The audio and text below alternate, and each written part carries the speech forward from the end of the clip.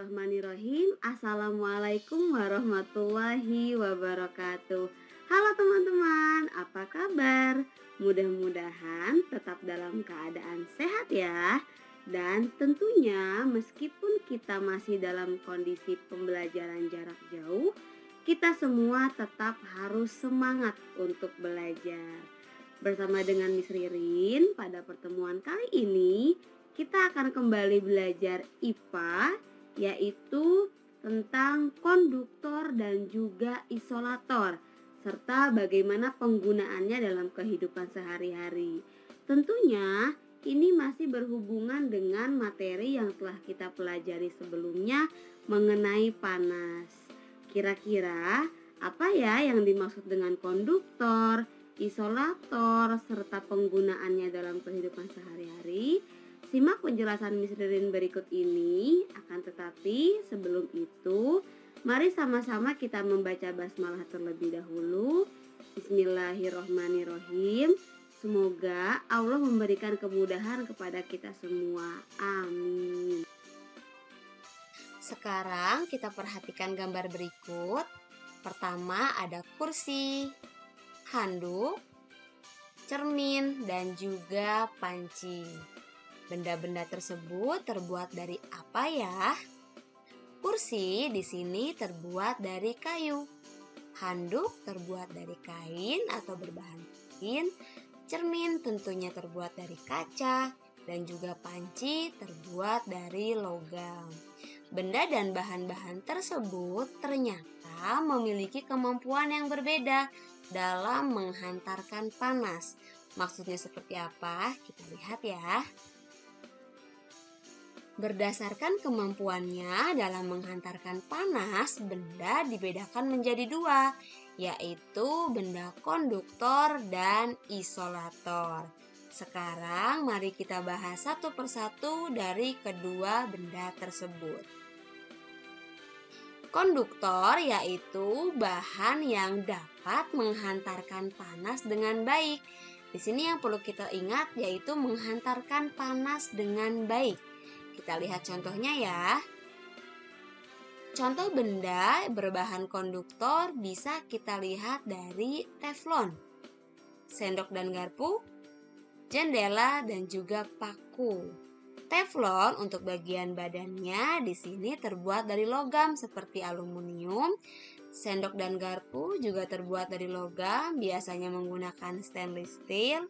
Jendela di sini terbuat dari kaca dan paku terbuat dari logam seperti besi. Bahan-bahan tersebut merupakan bahan-bahan yang dapat menghantarkan panas dengan baik atau disebut juga dengan konduktor. Jadi, ketika benda yang menggunakan bahan konduktor didekatkan di dekat sumber panas atau diberikan panas, maka benda tersebut juga akan cepat panas. Bisa kita simpulkan ya, contoh bahan yang dapat menghantarkan panas dengan baik antara lain seperti berbagai jenis logam, misalnya besi, aluminium, tembaga, dan yang lain sebagainya, dan juga kaca.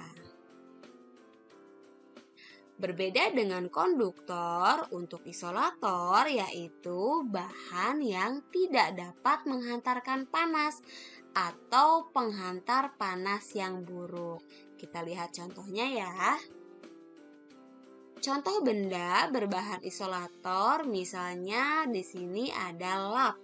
Lap dia terbuat dari kain, sandal terbuat dari karet, pensil terbuat dari kayu, dan di sini ada gelas yang terbuat dari plastik. Bahan-bahan tersebut merupakan bahan-bahan yang tidak dapat menghantarkan panas dengan baik atau disebut juga dengan penghantar panas yang buruk. Nah, contohnya di sini misalnya kain.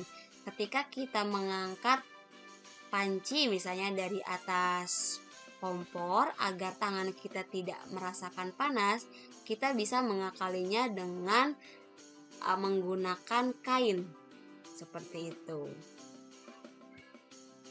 Jadi bisa kita simpulkan ya bahwa contoh bahan yang tidak dapat menghantarkan panas antara lain seperti plastik, kain, kayu, dan juga karet. Tadi kita sudah mengetahui bahan-bahan apa saja yang termasuk ke dalam konduktor dan juga isolator. Ternyata bahan-bahan tersebut bisa dimanfaatkan atau banyak dimanfaatkan dalam kehidupan sehari-hari dan penggunaannya bisa diterapkan secara bersamaan pada satu benda. Yuk kita lihat contohnya. Pertama di sini ada setrika. Pada setrika itu ada bagian-bagian tertentu yang terbuat dari bahan konduktor maupun isolator. Untuk bagian pegangan setrika di sini menggunakan bahan plastik.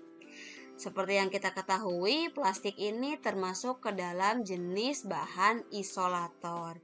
Fungsi dari pegangan setrika yaitu untuk memegang setrika saat digunakan. Jadi, pada saat setrika kita gunakan, kita tidak akan merasakan panas pada saat memegang pegangan setrika karena bagian tersebut menggunakan bahan isolator. Sementara untuk bagian alas setrika, dia menggunakan bahan logam seperti besi. Bahan tersebut termasuk ke dalam jenis bahan konduktor, dapat menghantarkan panas dengan baik. Fungsinya yaitu untuk merapihkan pakaian. Pada saat setrika ini digunakan, diberikan aliran listrik, bagian alas setrika ini yang nantinya akan panas karena dia menggunakan bahan konduktor sehingga pakaian kita yang sedang kita setrika akan rapi. Benda berikutnya yaitu teflon. Sama seperti dengan setrika, pada teflon pun terdapat bagian-bagian yang menggunakan bahan isolator maupun konduktor. Untuk bagian gagang teflon di sini menggunakan bahan ebonit. Ebonit sama dengan plastik atau sejenis plastik tetapi dia lebih keras. Ebonit termasuk ke dalam jenis bahan isolator. Fungsi dari gagang teflon ini yaitu untuk memegang teflon saat digunakan. Jadi, mengapa diberikan bahan isolator itu? Agar tangan kita tidak merasakan panas saat menggunakan teflon tersebut. Sementara untuk bagian badan teflon, di sini menggunakan bahan logam seperti aluminium. Bahan tersebut termasuk ke dalam jenis konduktor. Fungsi badan teflon yaitu untuk memasak makanan. Karena badan teflon ini menggunakan bahan konduktor, ketika digunakan, badan teflon ini yang akan menjadi panas sehingga makanan yang kita sedang masak pada badan teflon tersebut akan matang. Contoh benda berikutnya yaitu panci. Untuk bagian tutup panci dan pegangannya itu menggunakan bahan isolator seperti plastik. Nah, fungsi dari tutup dan pegangan panci ini yaitu untuk membuka dan mengangkat panci. Jadi, pada saat kita sedang memasak, tentunya kita akan membuka panci tersebut ya untuk melihat kondisi masakan yang sedang kita masak.